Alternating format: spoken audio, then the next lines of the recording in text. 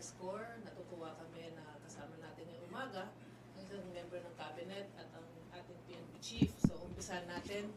Welcome sir, Department of Information and Communications Technology Secretary Ivan Janpuy and PNP Chief General Rodolfo Azurin Jr. So para maayos lang, unahin muna natin kasi may mga exciting na balita si Secretary Ivan para sa ating lahat. Secretary? Ay, magandang umaga. Well, nag-report ako kahapon, no? During the cabinet meeting to the President na nanggaling kami nung weekend sa tatlong isla sa Southern Philippines. Ito po ay sa island ng Sakol, ng Pangapuyan at ng Tigtabon. Nandiyan ba yung Google Earth? Paki-type ang Sakol Island.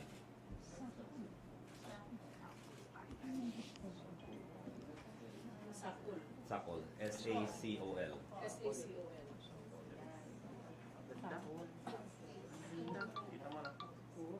Okay. So, adyan, no? Mapa na ano, ayan. That's Sakol Island. It's in one of the remote islands down south in Mindanao. It's part of Zamboanga. And it has a population of 12,000. So, ang ginawa po namin, kinapitan po namin ng Wi-Fi, free Wi-Fi, under the broadband ng MASA project ni Pangulong Bongbong Marcos.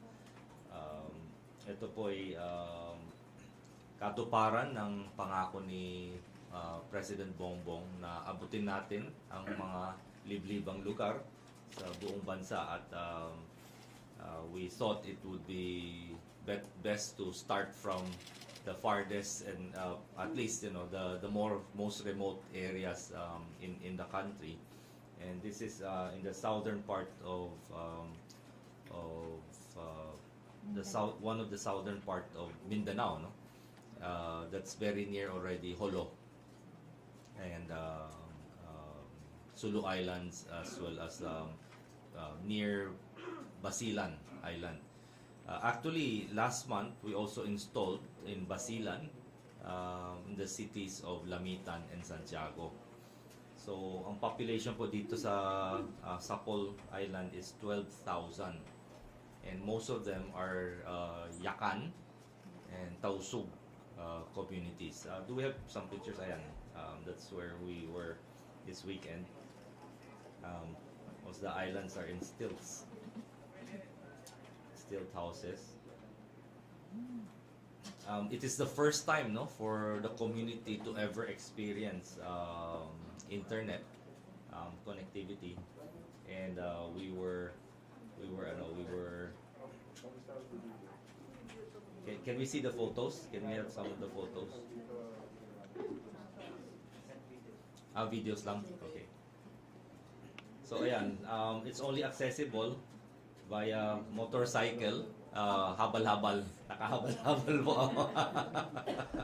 Either that or 3 oras na mag-hike kami, no? Paakyat sa bundok. Safety po, naka-helmet ako. So, they had to secure the island because, well, of course, it's not exactly the safest place in the world, and I'm happy to be back here with my head intact.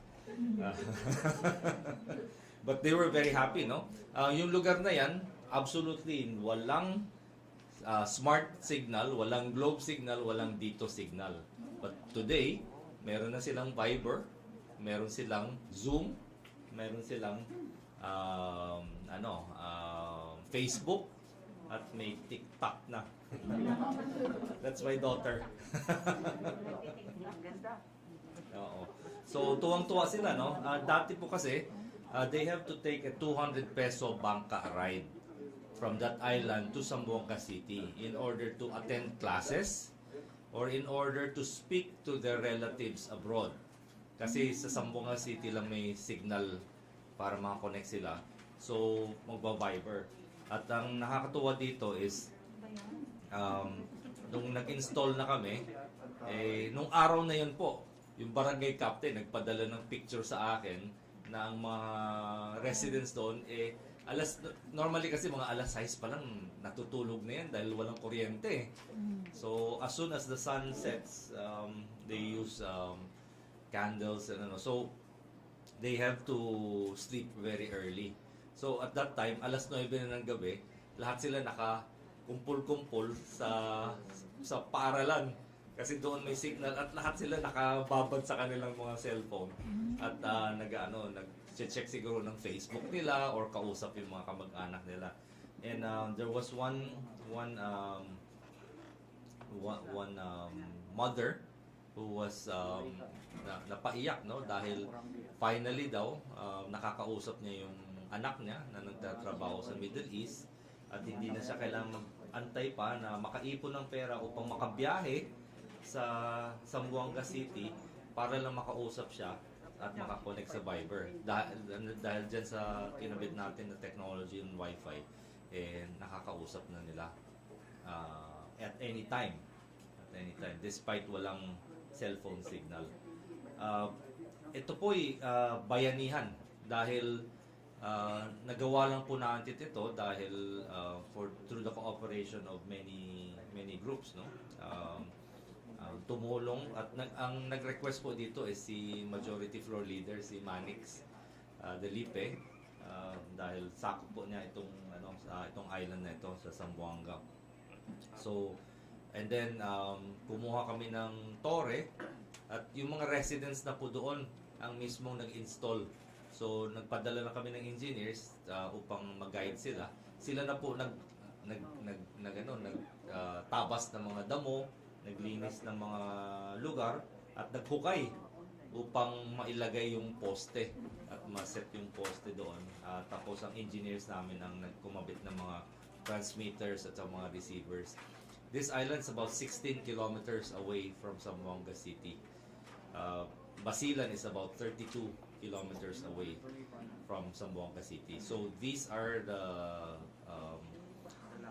activities that we've done for the past month in line with the President's directives to start connecting the remote isolated communities all over the country.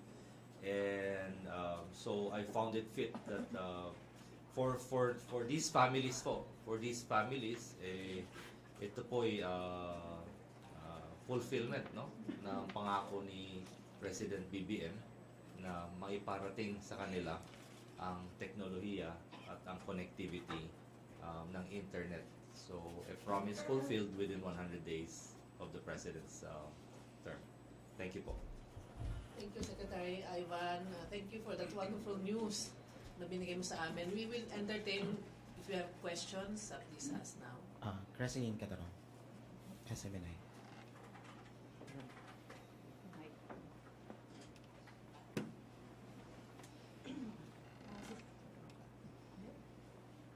Good morning po, Secretary Uy. Regarding po sa SIM card registration po, kasama po ba ang mga SIM cards na for roaming sa pag-register? Dahil isa po ito sa concern ng mga OFWs na may online transaction po. Opo, no. All SIM cards that are purchased, that are connected to our telcos will be part of the SIM card registration. So ang mangyayari po, if they are out of the country, they will receive a text message from the telco themselves na okay, please go to this site or open the app. Most of the telcos already have their own apps, so nasa app nyo na. So log into those app and sign in to just to verify your identity. In most cases kasi, I think those app only has your name and your phone number. Wala pang mga detalye. Although others, I think I've seen, meron. They require you to put your date of birth, your gender, walang address, at walang ID that will have to be verified. So you will receive either a text or a notice from either through your app or through a text message from your telco to go to a site or to go to their app where they will have a feature na kukunan mo ng picture, yung ID mo, passport or LTO license or whatever government issued ID, and then i-upload doon. Once ma-upload, ang gagawin ng telco, i-verify ngayon sa ahensya ng gobyerno whether yung in-upload mo na passport, tunay ba or gawa-gawa lang sa recto or sa avenida, at ma-validate. Once ma-validate nila yon, then you will officially be registered. Secretary, second question ko po is, pwede po bang makatulong ang DICT na buhayin po ang deactivated na prepaid SIM cards para ito ay ma-register po? Well, napakamura po ng SIM card. I think it's easier for them to just buy a new SIM card and register rather than to reactivate, no? Ang rules kasi ng mga telco, once na hindi ginamit ng matagal ang SIM card, dini-deactivate nila. Once deactivated nila, within a certain period of time, binibigay na ngayon yung number to another subscriber. So, mahirap po, no? Kung i-reactivate nila yon, magkaka-conflict dahil yung number, pag-aari na ngayon ng another subscriber. So, medyo mas magulo. It would be better for them to just, I think, get a new number and register a new number. Thank you po. Thank you. Maricel Halili, TV5.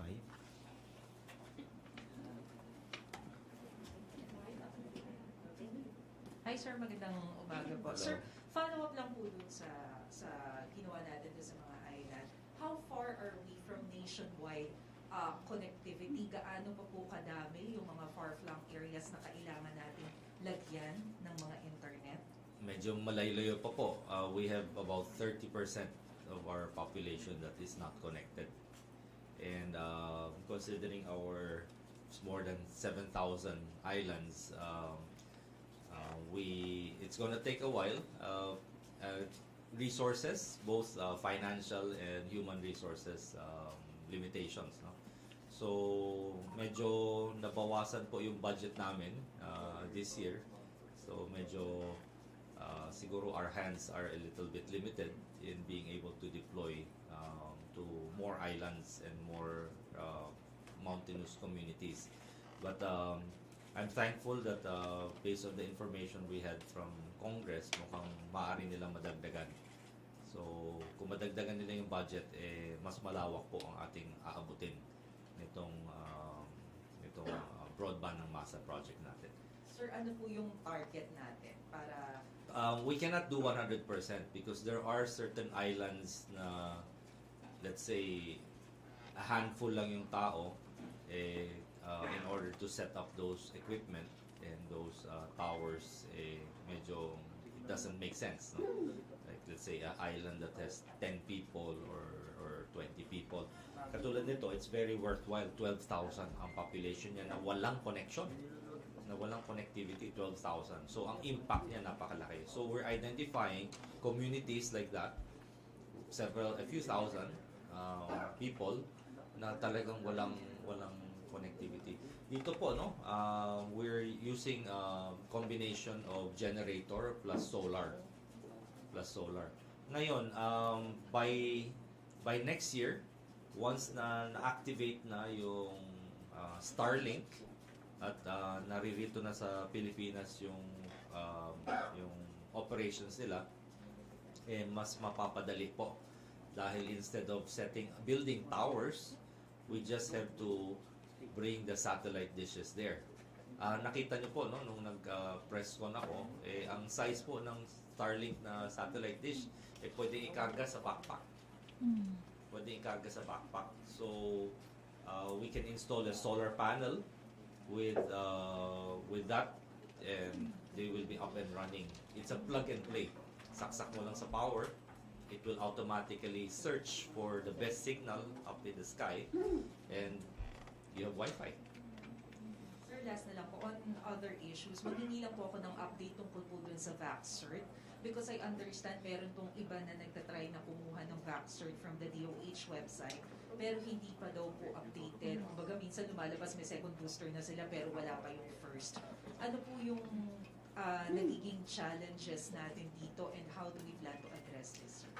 Yung vaccination certificate, ang ano po natin doon is we're coordinating with the DOH, no? Dahil the software that we're using, which was contracted with the provider, with a third-party provider, technically nag-expire po ng September 30. Prior to that time, we were in talks with DOH na ang dapat po kasi after DICT has maintained it, we trained people in DOH to do it upang may turnover na namin yung buong sistema sa DOH at sila na magpalakad nun.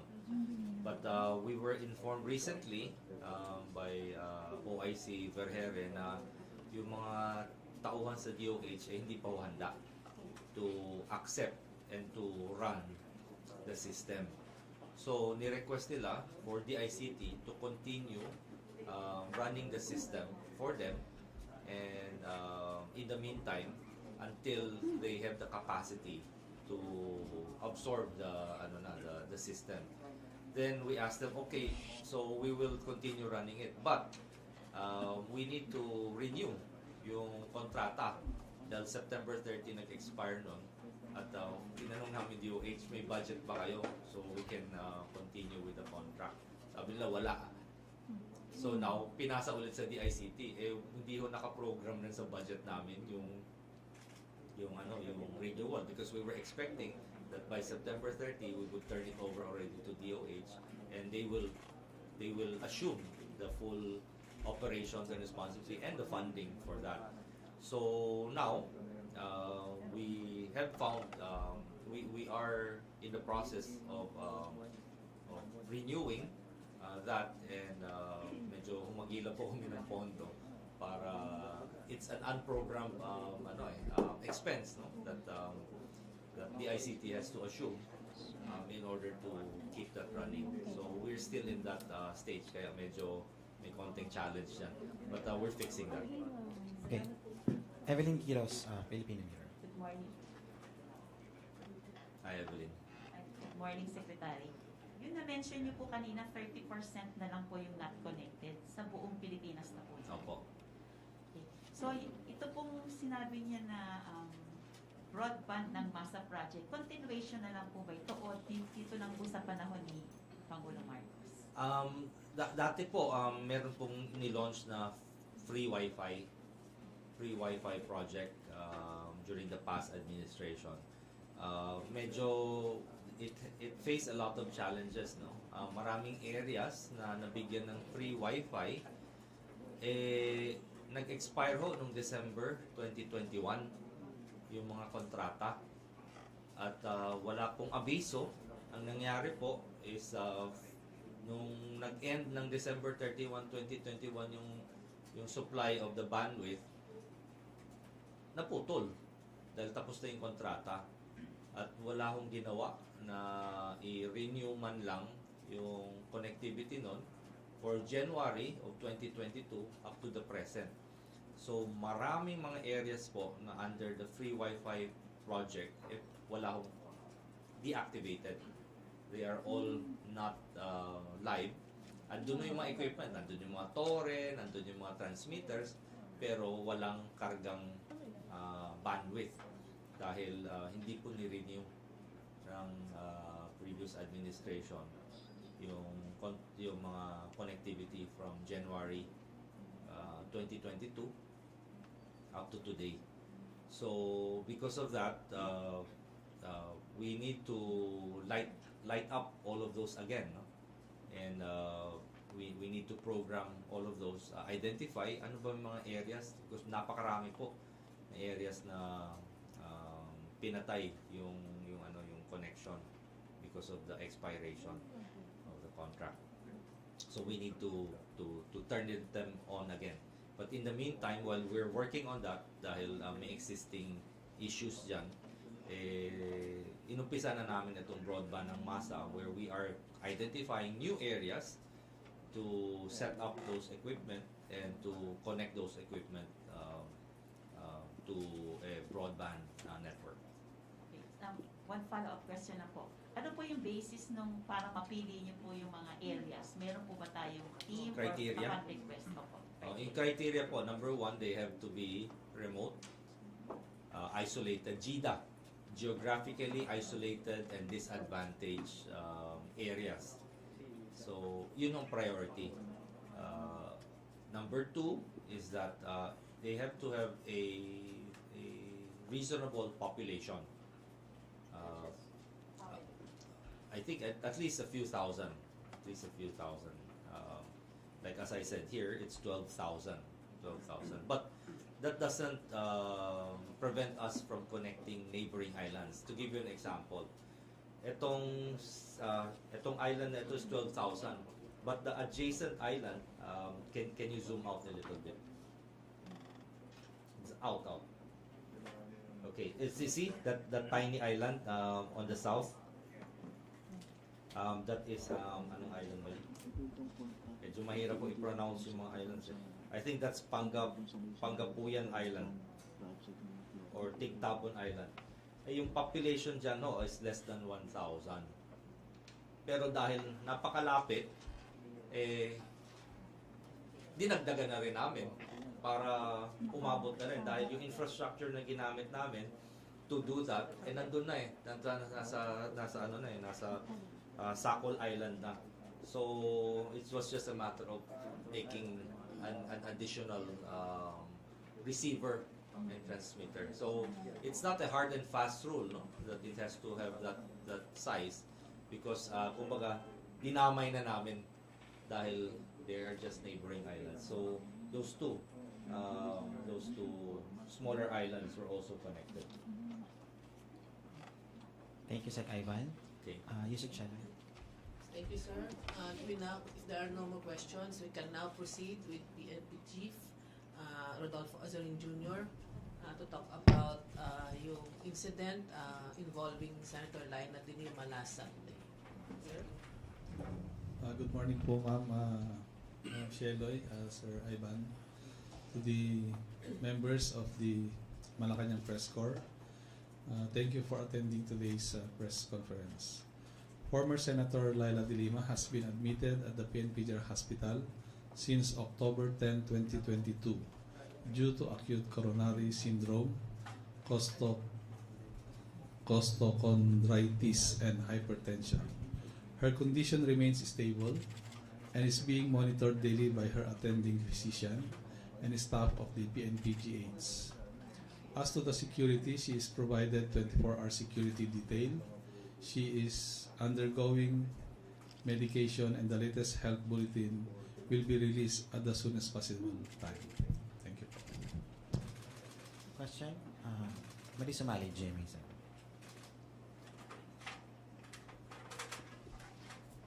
Good morning.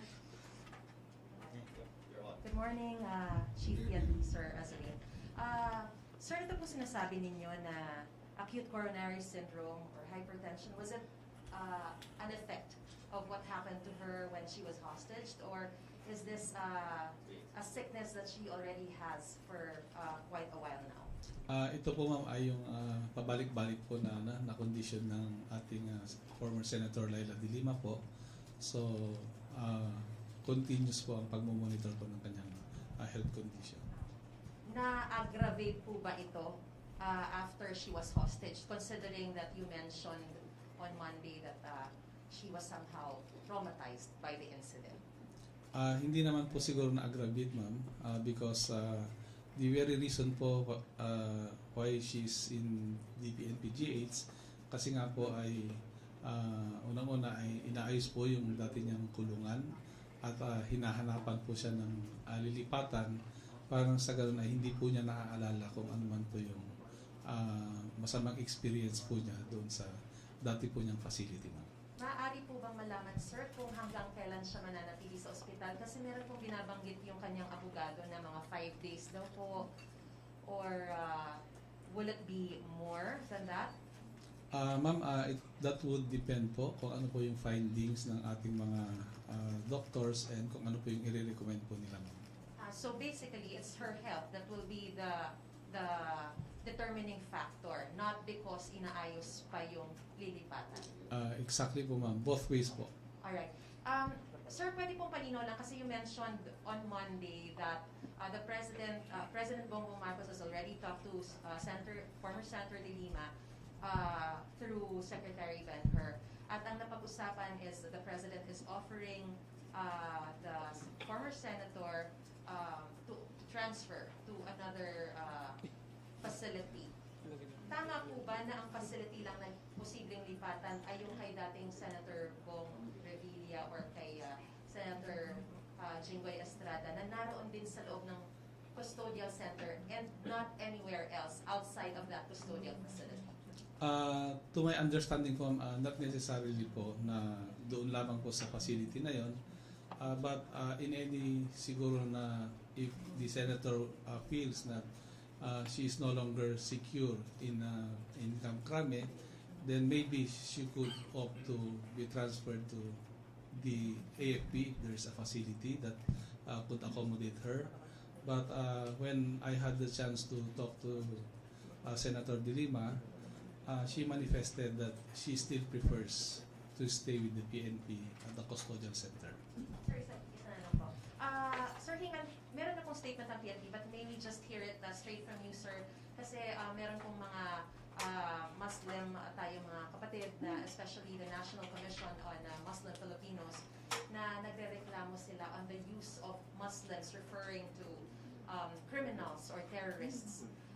Ano po yung inyong masasabi po dito sa mga ganitong pahayag at sila po ay syempre parang nagpapahayag na madalas po ay nadidiscriminate ang mga Muslims when it comes to referring to terrorists or criminals? Ma'am, we really do apologize for that statement, but we don't. It was not intended po to discriminate anybody po. That's why we made our public apology to Senator Robin Padilla, and we will ensure po na these things will be discussed thoroughly within the PNP organization, and that a better terminology siguro or a better way in identifying po yung mga criminals would be soon used by the Philippine National Police. Sorry, last. And moving forward, meron po ba kayong pakikipag-ugnayan na sa mga Muslim communities because they said that they are willing to coordinate with you para magkaroon po ng awareness, magkaroon po ng mga pag-uusap, dialogues, para mas magkaroon ng sensitivity when it comes to cultural and religious aspects. Magkakaroon po ba ng mga pag-uusap at kailan po natin inaasahan? I expect to be seeing Senator Padilla this afternoon po, so that we can start po yung dialogue po na tinatanong po niyo. Okay, Vance Fernandez, Yes, please, sir. Arjun. Good afternoon. Good morning pa pala, sir. Good morning, ma'am. Okay. Does the PNP investigation have a conclusive report on what were the glaring issues of security during the De Lima's hostage-taking incident? And could the PNP highlight to us the new security and internal changes to prevent such an incident from occurring again within Camp Crame? Ma'am, the investigation is ongoing, being conducted by the CIDG po, both on the administrative case against the possible na tao po namin na medyo nagkamali po or naging lax po sa pag-implement po ng security. That's why there was some sort of a breach of security. And definitely po, iniisa-isa po namin na pinag-aaralan po ano po ba yung mga kailangan po na i-correct po natin para maiwasan na po natin yung mga pangyayaring ganon. First is we really need to implement po strictly po yung pong mga pumapasok po or yung mga dumadalaw sa mga nakakulong po doon na hindi po sila makakapagdala o makakapagpasok po ng anything that would hurt po anybody inside our jail facility po. At the same time, in the distribution po ng mga pagkain po ng ating mga preso, definitely po is will no longer allow na mag-isa na lamang po yung nagdi-distribute ng pagkain. So it would be more on a body-body system. Likewise po yung mase-separate na rin po siguro yung distribution ng pagkain and yung sunning time po nila, because during that time halos nagkasabay po. And then we would continue rin po na medyo malayo po yung facility ng mga lalaki at saka mga babae po na nakakulong po doon. Okay. Sir, how about yung mga utensils? Kasi itong nagiging epekto na nagagawa po nila, na isisigid nila at na itatago, ginagawa po nilang weapon. So, how would you try to control this?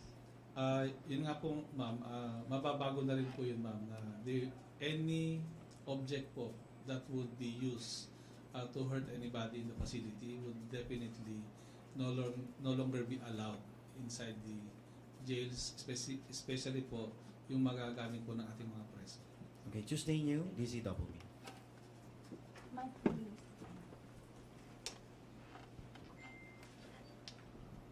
Good morning po, General Azurin, sir, and the other Good morning, guests. ma'am. Ma'am, sir, doon sa nangyaring incident last Sunday, may mga observations po na planado nung tatlong inmates yung kanilang pagtakas. At kayo na rin po ang nagsabi na naka-ready, get up na po sila para makatakas. Kung sakali na nangyari po yung pagtakas nila, nakikita nyo ba na mayroon din silang kasabwat na nasa labas na naghihintay sa kanila? Possible ba na may mga kasamahan na sila sa labas na waiting for them para i-travel sila o itakas na sila palayo sa Campo Crame? These are possibilities po, ma'am, but I think that's very remote po, because I think ito pong mga nag-attempt po na tumakas, they have not seen how wide or yung pong lawak po ng Camp Crame, and definitely po mahihirapan po silang lalabas during that day, kasi nga po isa lamang po ang pwede nilang lalabasan, which is the Santolan Gate po. Lahat po ng mga gate ay nakasarado on a Sunday or on a Saturday. Isa pang follow-up, sir.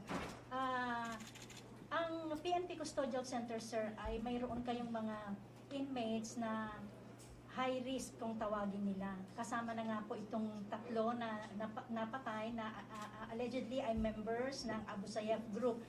May hakbang po ba o aksyon ng PNP para i-request kaya na yung ganitong mga high risk inmates ay malipat sa facility ng Armed Forces of the Philippines, considering na terrorist group sila kabilang po?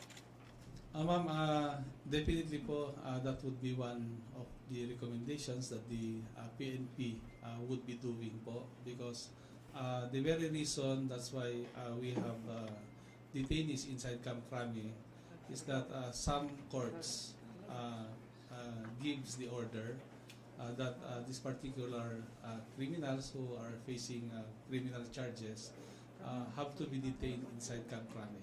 Otherwise, the PNP would not allow or would not accept anybody, kasi personally po is hindi naman po talaga dapat trabaho ng pulis yung nagbabantay ng mga bilanggo po.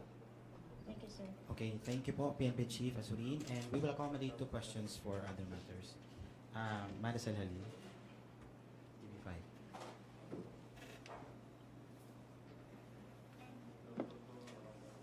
Hi, ma'am. Magandang umaga po. Ma'am, meron pong paglilinaw na ginawa yung Chinese Embassy. Sinabi po nila na hindi naman daw kasama ang Pilipinas dun sa blacklist ng mga for Chinese tourists. Kasunod po ito na naging pahayag ni Senator Subiri kahapon na blacklisted na pala yung Pilipinas. Ano po ang masasabi ng Malacanang dito? Is this somehow a relief na merong ganitong clarification from the Chinese Embassy? Nakita na natin yung paglilinaw nga ng Chinese Embassy, at nag-post na rin sila ng official statement nila sa kanilang social media accounts. And we share the sentiment of the Chinese embassy in the Philippines that tourism is an important facet to our relationship. And we look forward to continuing with that relationship as we continuously welcome our friends from China, and we anticipate more of them to come in the months and years ahead.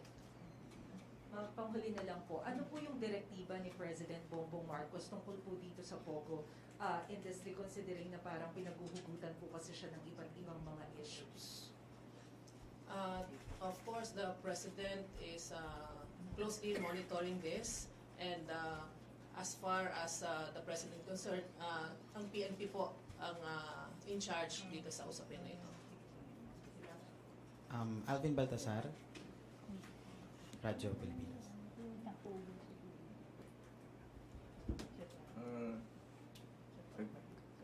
Good morning, Secretary.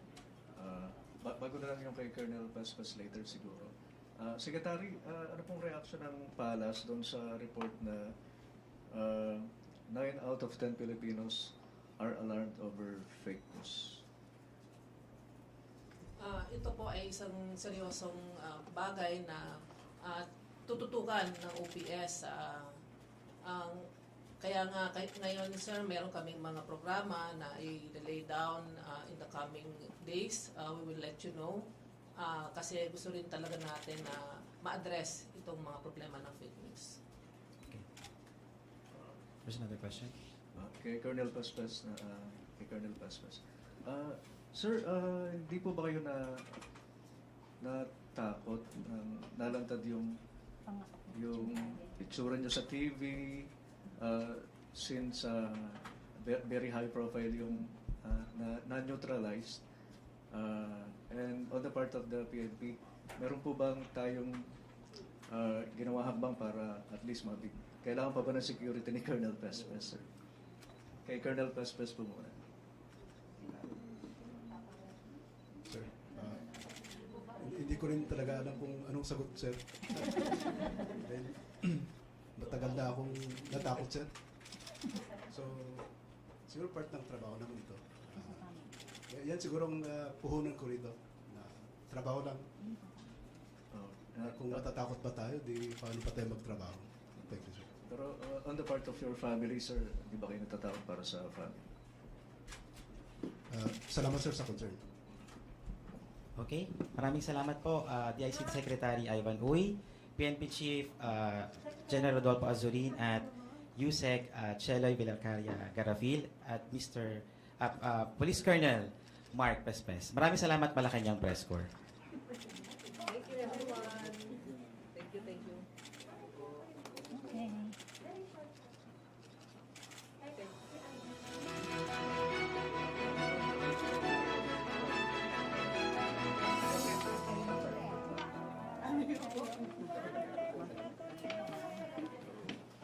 Okay.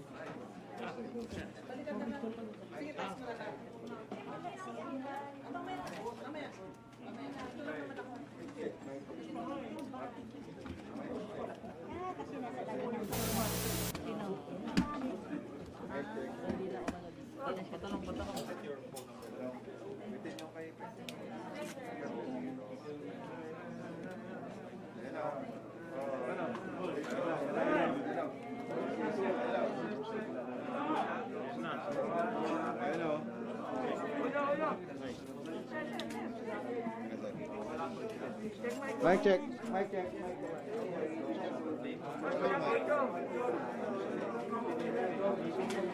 Mic mo daw, nasaan? Mic check. Mic check.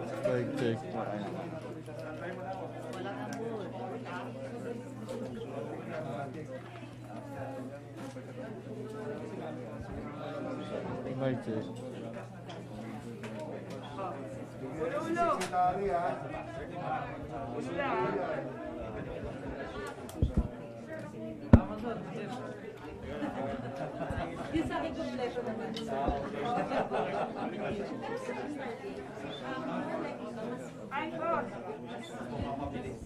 Mic check.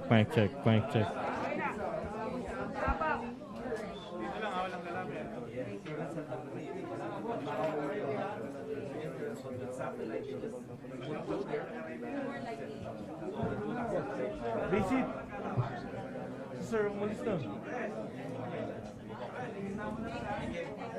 Thank you, sir. Thank you, sir. Okay na kayo dyan. Okay na kayo, ha? Okay na kayo dyan. Step down. Step down. Sir. Question. Go ahead.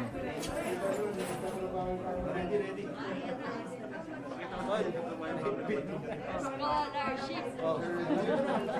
Kuya, sigaw ka. Scholarship.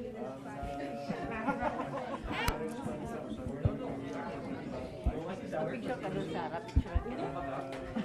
Nandun yung mga sa kuryente. Sa kuryente po yung mga wire. Pero walang kuryente. Local lang ang wire po natin ang kuryente. But in the meantime, tayo siya wala rin ilaw. Local lang kasi nagkasin ng poste. Alangan naman no, na ipaponsensyon natin, papailawin yun. Nagkakaligtain na lang natin. It is not a choice, one or the other. We have to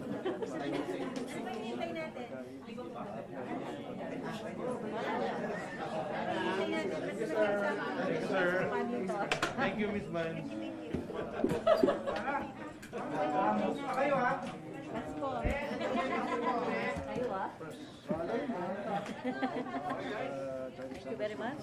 Tapos ano? Photo op ni Kuya. Hindi naman. Handa lang. Thank you, Miss Man. Ano na? Nalaglag yung mga clip ko eh. Anong clip?